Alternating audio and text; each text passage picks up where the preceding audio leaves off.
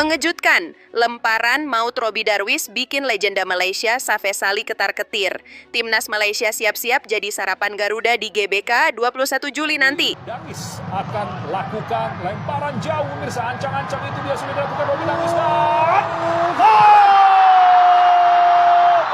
1-0, Timnas Indonesia berhasil mengalahkan Filipina dengan skor tipis saja 1-0. Ajib, Mas Robby, ajib. Gue kaget banget. Gol satu-satunya Timnas Indonesia berawal dari lemparan ke dalam seorang Robby Darwish. Ya gue tahu si Robby Darwish emang punya lemparan ke dalam yang jauh juga. Tapi ternyata sekarang jauh lagi lebih keren daripada dulu. Udah mirip-mirip lemparannya Arhan. Aduh, berat dah. Kalau yang ini jujur, maaf banget, berat. Mungkin lebih evaluasi lagi, Mas Hoki. Semoga di waktu-waktu luangnya bisa dipakai untuk latihan dibanding bermain di kompetisi apa deh gitu. Arkan Fikri memang beberapa kali tendangannya melayang, tapi terlepas dari itu memang jujur Arkan dribblingnya top, work rate-nya top, passingnya bagus. Intinya semoga bisa lebih baik lagi. Sementara ini Indonesia berada di posisi ke-1 ya. Juara grup sementara ya. Dengan 6 poin, Malaysia menyusul, Filipina nyusul lagi. Laga lawan Malaysia hari Senin nanti akan menjadi laga yang sangat amat krusial. Intinya menurut gue sih kemenangan harga mati deh. Udah jangan, ya seri lolos ya. Tapi intinya menang dah pokoknya. Apalagi lawan Malaysia, udah lama banget kita nggak lawan Malaysia. Trio tengah Arkan, Tony Firmansyah, dan juga Robby Darwish menurut gue solid banget. Gue kaget Tony hari ini mainnya bagus banget. Kok bisa ada tim yang kalah sama Filipina U23 ini? Kok bisa, pertanyaan gue? Ya walaupun kita juga tidak mudah mampu mengalahkan Filipina, golnya pun gol bunuh diri yang berasal dari lemparan ke dalam dari Robby Darwish. Jadi skornya tipis-tipis saja, yang penting 3 poin.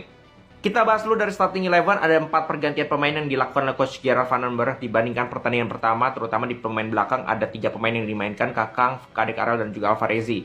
Lalu di ujung tombak, Hoki Caraka yang diberikan kesempatan menggantikan peran dari Jens Raven yang tampaknya mendapatkan teguran juga terkait dengan ya dia selebrasi berlebihan dan mungkin tidak terlalu fit karena kemarin juga mengakhiri laga dengan kondisi yang kram kakinya.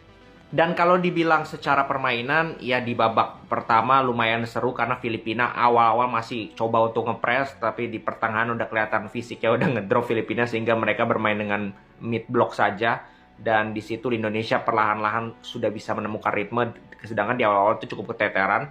Tapi gue sih bilang ya, gue melihat dibandingkan pertandingan lawan Brunei, gue lebih suka pertandingan timnas saat ini, terutama ketika kita lebih banyak mengandalkan bola-bola bawah. Memang sesekali ada long ball terutama dari Robby Darwish dan itu kan terbukti. Halo para Garuda sejati di seluruh pelosok Nusantara. Bersiaplah, karena hari ini kita akan bedah tuntas satu fenomena yang bikin dengkul supporter negara tetangga lemas, para pundit mereka kejang-kejang, dan Safes Ali, sang legenda yang katanya pernah jago, cuma bisa melongo melihat keajaiban yang lahir dari kaki-kaki mungil Timnas Indonesia U23. Ya, Anda tidak salah baca. Lemparan maut seorang Robby Darwish telah menjadi teror baru bagi sepak bola Asia Tenggara, dan insiden gol bunuh diri Filipina adalah buktinya. Mari kita bicara blak-blakan. Sepak bola Malaysia, oh tolonglah, mereka itu seperti kaset lama yang diputar ulang terus-menerus. Selalu optimistis di awal, tapi ujung-ujungnya cuma bisa gigit jari. Kali ini, dengan pertandingan akbar melawan Timnas Indonesia di Gelora Bung Karno tanggal 21 Juli nanti, saya jamin mereka sudah mulai gemetar. Bagaimana tidak, kita punya Robby Darwish, sang pemilik tangan dewa yang lemparannya lebih mematikan dari rudal balistik. Ingatkah Anda momen epik itu saat Timnas Indonesia U23 berhadapan dengan Filipina? Pertandingan baru berjalan 23 menit dan skor masih kacamata. Namun, seperti halilintar di siang bolong, datanglah momen yang akan tercatat dalam sejarah, lemparan ke dalam jarak jauh Robby Darwish. Bukan sembarang lemparan, saudara-saudara. Ini adalah lemparan yang melampaui logika, yang menembus dimensi, yang membuat penjaga gawang lawan terlihat seperti patung di etalase toko. Bola melambung tinggi, terbang melintasi separuh lapangan, dan mendarat persis di muka gawang Filipina. Lalu apa yang terjadi? Jaime Roskilo, bek Filipina yang malang itu mencoba menghalau. Niatnya baik, ingin jadi pahlawan. Tapi apa daya, takdir berkata lain. Sundulannya bukan menghalau, malah jadi umpan emas ke gawangnya sendiri. Bola membentur mistar, memantul, dan gol! Gol bunuh diri yang begitu artistik, begitu memilukan bagi Filipina, dan begitu membahagiakan bagi kita para pendukung Timnas Indonesia. Wasit sempat ragu, permainan berlanjut sesaat, tapi kebenaran tidak bisa ditutupi. Teknologi VR pun mengkonfirmasi, gol itu sah, sebuah gol yang lahir dari kejeniusan atau lebih tepatnya, keajaiban lemparan seorang Robby Darwish. Ini bukan keberuntungan, ini adalah bukti bahwa sepak bola Indonesia punya senjata rahasia yang tidak dimiliki tim manapun. Sebelum gol heroik Robby, Timnas Indonesia U23 sebenarnya sudah mengancam berkali-kali. Peluang demi peluang tercipta, tapi Dewi Fortuna masih belum berpihak. Nicolas Guimaraes, penjaga gawang Filipina, tampil kesurupan mementahkan setiap serangan Garuda Muda. Filipina sendiri bermain cukup terbuka, bahkan agresif. Mereka melakukan pressing tinggi, mencoba membuat kita tidak nyaman. Bahkan sempat terjadi pelanggaran keras oleh Roskilo terhadap Doni Tripamungkas yang berujung kartu kuning. Tapi, semua itu tidak berarti apa-apa, karena pada akhirnya, satu lemparan maut sudah cukup untuk membungkam mereka semua. Sekarang, mari kita bayangkan wajah-wajah para pundit Malaysia.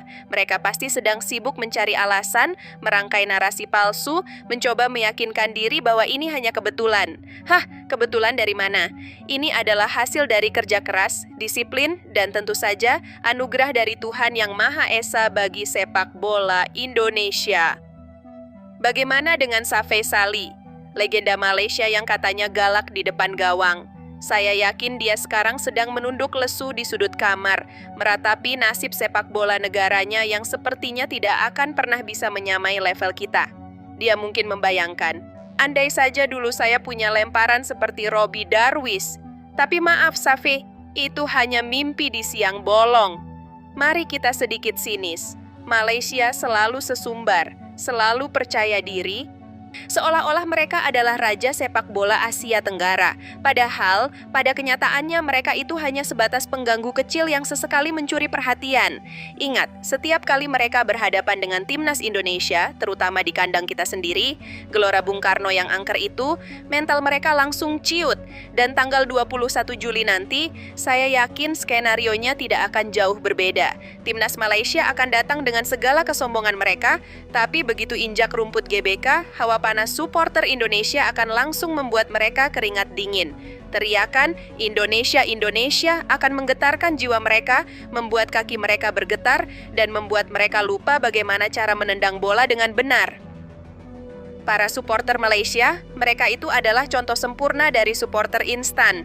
Begitu timnya menang sedikit, langsung jumawa. Tapi begitu kalah, langsung jadi bunglon, hilang tak berjejak. Mereka tidak punya loyalitas sejati seperti kita, para pendukung Timnas Indonesia, yang selalu ada dalam suka maupun duka. Jadi, untuk Timnas Malaysia dan seluruh kroni-kroninya, bersiaplah. Kami akan menyambut kalian dengan pukulan telak yang tidak akan pernah kalian lupakan. Robby Darwish akan siap dengan lemparan mautnya, para penyerang kita akan siap merobek jala gawang kalian, dan para bek kita akan menjadi tembok kokoh yang tidak bisa ditembus. Pertandingan tanggal 21 Juli nanti bukan hanya sekadar pertandingan sepak bola. Ini adalah pernyataan. Pernyataan bahwa Indonesia adalah kekuatan sejati di Asia Tenggara. Pernyataan bahwa kita punya bakat-bakat luar biasa yang siap menggebrak dunia. Dan pernyataan bahwa siapapun yang meremehkan kita akan menyesal seumur hidup. Jadi, mari kita tunggu bersama, hari itu akan menjadi hari yang bersejarah. Hari di mana Gelora Bung Karno akan menjadi saksi bisu keperkasaan Timnas Indonesia, dan hari di mana para pesimis Timnas Malaysia akan menelan ludah sendiri melihat tim kesayangan mereka hancur lebur di hadapan jutaan pasang mata rakyat Indonesia. Bagaimana menurut Anda? Apakah Anda juga yakin Timnas Indonesia akan melibas Malaysia di GBK nanti? Tuliskan komentar Anda di bawah.